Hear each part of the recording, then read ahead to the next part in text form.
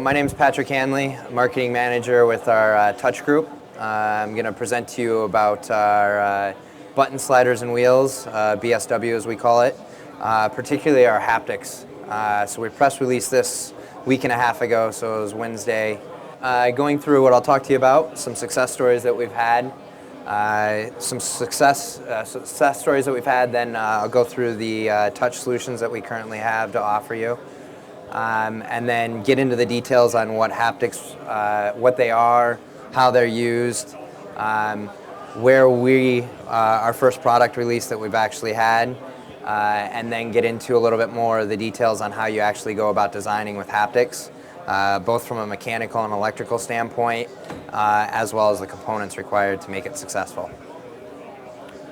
So, over the span of the last year and a half or so, BSW has been very successful in a variety of different industries. We've got 3 selected on here that we're showing, but in general it's absolutely not limited to just these 3 industries. But we've definitely seen a lot of takeoff recently in the home appliance market. What we've concluded is our old tagline is absolutely accurate: where there's a button, there's an opportunity. So we believe today that anywhere that there's an electronic device, you have to have some sort of user interface to it. And our mission is really to try and help improve that user experience, making that interaction better. So touch solutions that we offer today, we've got our Q-Touch solutions, which is our application-specific devices. This is our quickest to market, no programming required. You buy it, you tune it, and you're able to operate your capacitive sensing technology. Then we've got our Q-Touch library. So this is our standard touch IP on over 80% of our MCUs. Included in that is our ARM, AVR, UC3. So it's not limited to just one or the other there. And then touchscreens, which has been very successful over the past 2 years or so. Our Max Touch technology has really taken off.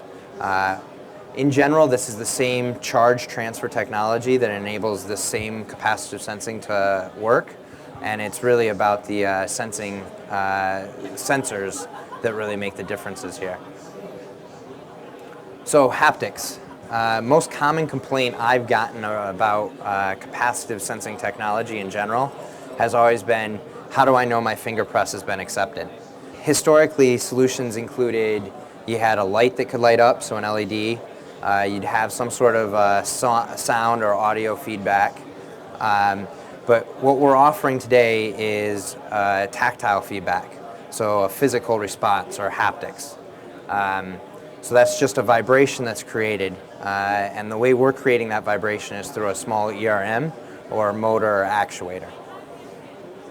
So the way we've gone about doing this is we partnered with the market leader in haptic technology in a company called Immersion Corporation. They're located here in San Jose as well. And we've done a license program agreement with them, and we've got 14 different effects that we actually offer on our first device. So going back to where we see touch technology capable of being successful, everywhere. And that's absolutely applicable with haptics as well. Anytime you want to have some sort of tactile feedback included with that capacitive sensing technology, haptics is a great option for that. So the 2 reasons why we've really seen customers come, hey, we really want to get some sort of tactile response, both the emotional and the functional. If you go through the different ones, gaming, think of your Sony PlayStation controllers.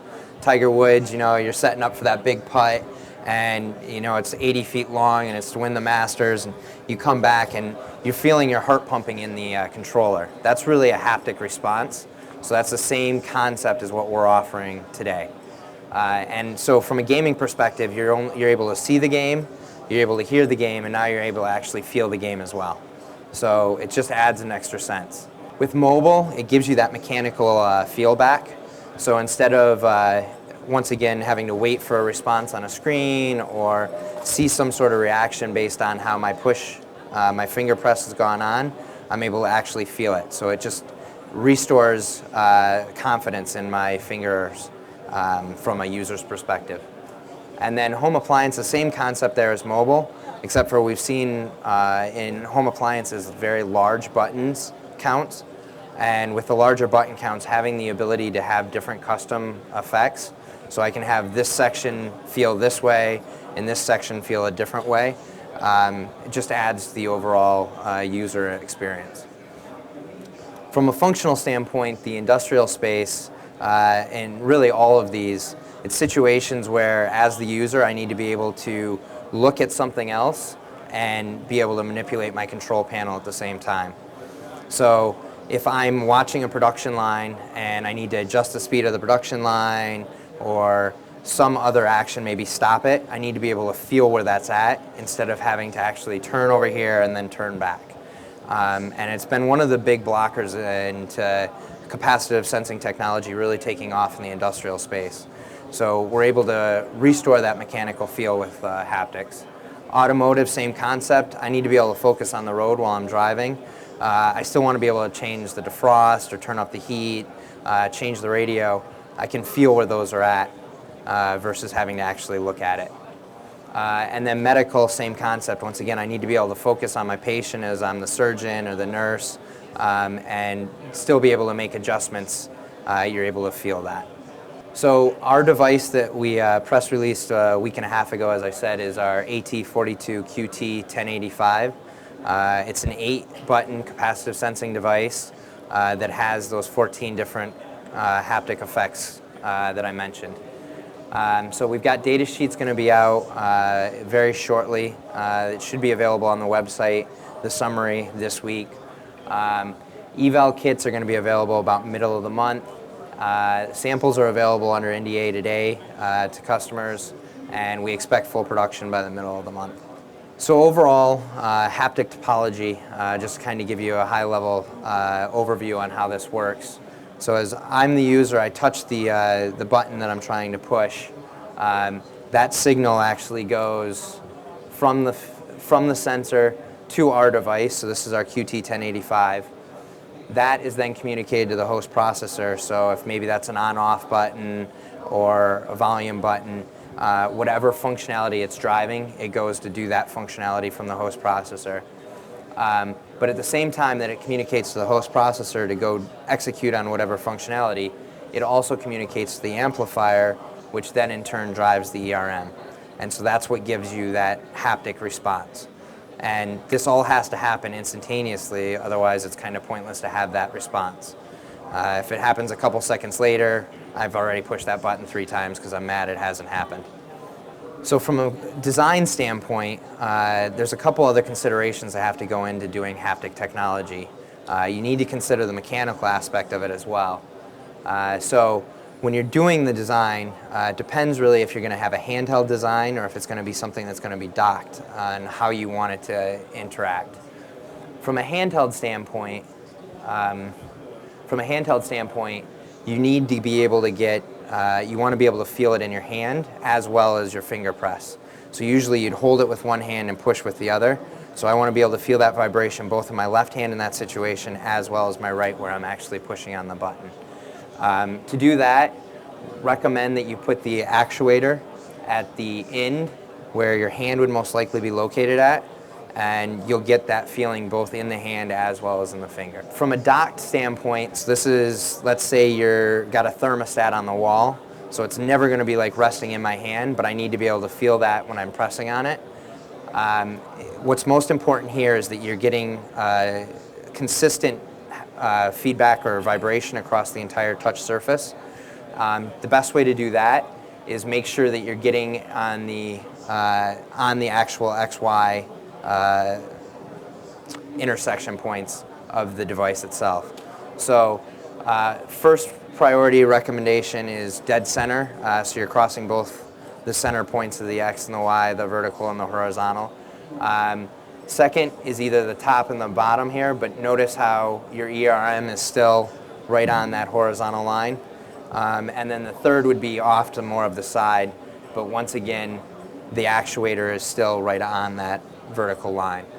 As I said, this is going to give you your best because it's getting both. So components that are necessary, the actuator. So we talked about where you'd physically lay it out, but you've got to select the proper actuator. And variables that you've got to consider when you're making that decision, the size of the device or the mass of the device that you're trying to vibrate, the weight, the mass, the size of it, also the voltage that you have available to you, as well as the mounting location that you end up selecting for your actuator. And then depending on these variables, we've got a couple recommended actuators here. The Sanyo is recommended for the smaller devices, so somewhere below 150 grams, that would be the recommended actuator. Whereas the Jinlong, it's recommended if you're going upwards of like 200 grams for your overall device. And if you're working with a product at the end of the day that weighs more than that, we recommend you work directly with us, and we'll help make some recommendations on what will probably be the best feel for you. So another component that's necessary and consideration on the electrical side of things is an amplifier. The things you need to consider with the amplifier is you need to be able to have, the two that we recommend is this one and the next one I'll talk to. They both are bipolar, so you can actually drive the actuator either forwards or backwards, which is necessary to get both the custom effects that I talked about as well as that instantaneous response. And they both have the ability to be you can overdrive them. And so that, once again, enables that instantaneous response that is absolutely imperative to getting a good haptic feedback. So the TPA 6205 and also the DRV 8601 are the two recommended amplifiers that we have available, or that we're recommending. And then if you want to go and kind of compare, okay, which one's going to be best for my particular design? Well, it depends on package, so size that you've got, room you've got available as well. So as you can see, we've got different package sizes, and then also shutdown currents. So if you're really working on a power-sensitive device, the DRV 8601 is probably going to be the better device for you. So overall, that is how haptics is implemented.